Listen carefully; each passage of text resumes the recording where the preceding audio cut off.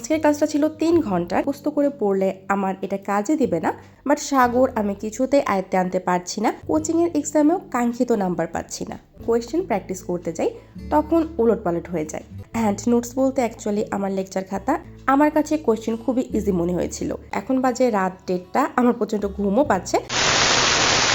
Hi guys, আসসালামু আলাইকুম, welcome back to my YouTube channel. So guys, আজকে একদম সকাল সকাল আমার ক্লাস ছিল।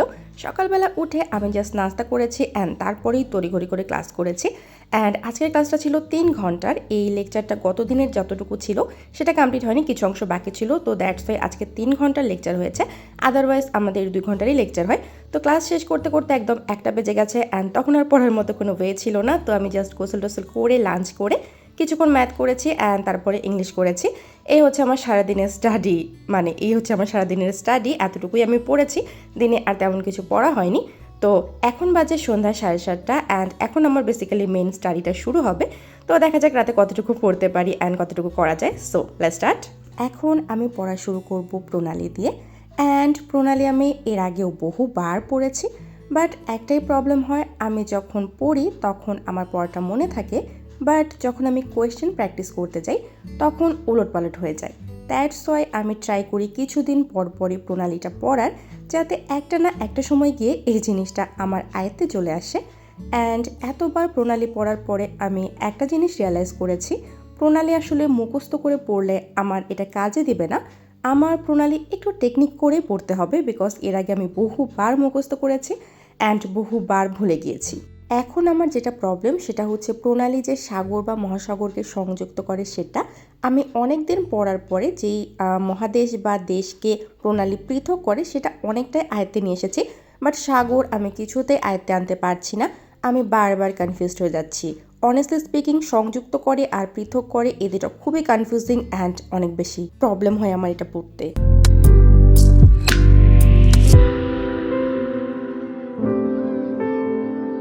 ফাইনালি প্রণালী ডান। অ্যান্ড আজকে কিন্তু আমি সব প্রণালী পড়িনি, অল্প কয়েকটাই পড়েছি। অল্প অল্প করেই আমি পড়ছি। আজকে যেমন ছিল হরমুজ প্রণালী, তারপরে পক প্রণালী, বাবেল, মানদেব, তো এগুলোই পড়লাম। অ্যান্ড গাইস, এখন আমি একটা ছোট্ট ব্রেক নিব, একটু চা খাবো। So yeah, it's break time.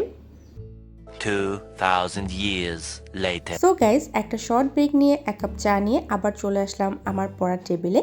এখন আমি পড়ব আমার খুবই least favourite subject, and that is Bangla সাহিত্য।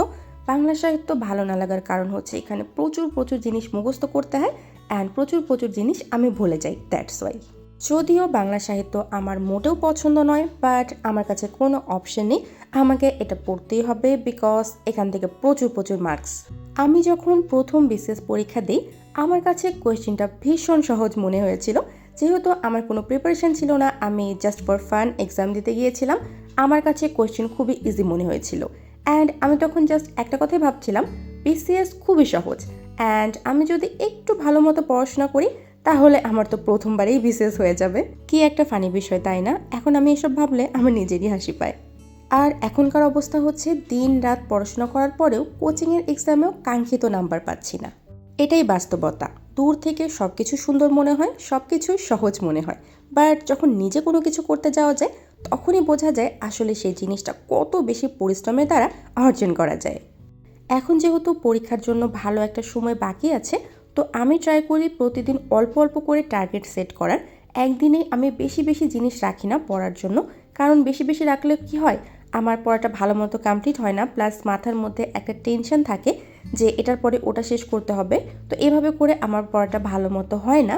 অ্যান্ড আমি ট্রাই করি প্রতিদিন প্রত্যেকটা সাবজেক্টই অল্প অল্প করে রাখার অ্যান্ড একটু করে প্রত্যেকটা সাবজেক্টই টাচ করার, যাতে আমার কোনো একটা সাবজেক্টের মধ্যে বেশি গ্যাপ না আসে। অ্যান্ড গাইস, আমি অবভিয়াসলি সব কিছু আপনাদের সাথে শেয়ার করতে পারি না, বিকজ সারাদিনের ব্লগ শেয়ার করা পসিবল হয় না। জাস্ট কিছু অংশ আমি আপনাদের সাথে শেয়ার করি, বাট এটা ছাড়াও আমি সারাদিনে আরও পড়াশোনা করি অ্যান্ড সেটা আমি শেয়ার করতে পারি না অবভিয়াসলি। বই থেকে পড়া শেষ করার পরে আমি আমার নোটস থেকে পড়া শুরু করলাম। অ্যান্ড নোটস বলতে অ্যাকচুয়ালি আমার লেকচার খাতা। এখানেই আমি সব ইম্পর্টেন্ট টপিকগুলো একসাথেই লিখে রাখি, যাতে আলাদা করে বানাতে না হয়। 1 hour later. Guys, finally it's done and আমি অনেক বেশি টায়ার্ড, অনেক বেশি। A few moments later. Right now 12টা বাজে অ্যান্ড এখন আমি শুরু করলাম ডেইলি সায়েন্স। অ্যান্ড গাইস, এটা হচ্ছে one of my most favourite subject. Science আমার ভীষণ পছন্দ অ্যান্ড এর মধ্যে বায়োলজি তো আমার আরও বেশি পছন্দ। মাঝে মাঝে আমার মনে হয় আমি বায়োলজি নিয়ে পড়লেই বেটার করতাম, বিকজ বায়োলজিতে আমার অনেক বেশি ইন্টারেস্ট আছে। অ্যান্ড অনেস্টলি স্পিকিং আমার ড্রিম সবসময় ছিল আমি ডক্টর হব, বাট সেটা পসিবল হয়নি। তবে তার মানে কিন্তু এটা মোটেও না যে আমি আমার সাবজেক্ট নিয়ে স্যাটিসফাইড না। I love SRM. গতকালকেই আমার ডেইলি সায়েন্সের ক্লাস হয়েছে, তো ওই ক্লাস লেকচারটাই আজকে আমি পড়ছি। তাপমাত্রা, তাপগতিবিদ্যা এসবই ছিল লেকচারের টপিক। তো খুব বেশি ডিফিকাল্ট সাবজেক্ট না, খুব ইজি বলা যায়। অ্যান্ড এটা পড়তে খুব একটা বেশি সময়ও লাগে না, জাস্ট এখানে অল্প কিছু ইম্পর্টেন্ট জিনিস আছে। তো প্রথমে আমি বই থেকে পড়লাম অ্যান্ড বরাবরের মতোই এবার আমি লেকচার দেখে পড়ছি, বিকজ লেকচারে স্পেসিফিকলি ইম্পর্টেন্ট জিনিসগুলো আলাদা করে দেওয়াই থাকে। এতে করে বারবার ইম্পর্টেন্ট জিনিসগুলো দেখলে জিনিসটা ভালো মতো মাথায় গেঁথে যায়। দ্যাটস ওয়াই আমি এইভাবেই পড়ি। 2000 years later. গাইস, ফাইনালি আমার আজকের মতো স্টাডি ডান অ্যান্ড এখন বাজে রাত 1:30। আমার প্রচণ্ড ঘুমও পাচ্ছে। তো আজকের ব্লগটা আমি এখানেই শেষ করব। সবাই ভালো থাকবেন, সুস্থ থাকবেন অ্যান্ড আপনারাও ট্রাই করুন বেশি বেশি করে পড়ার, রেগুলার পড়ার। আল্লাহ হাফেজ।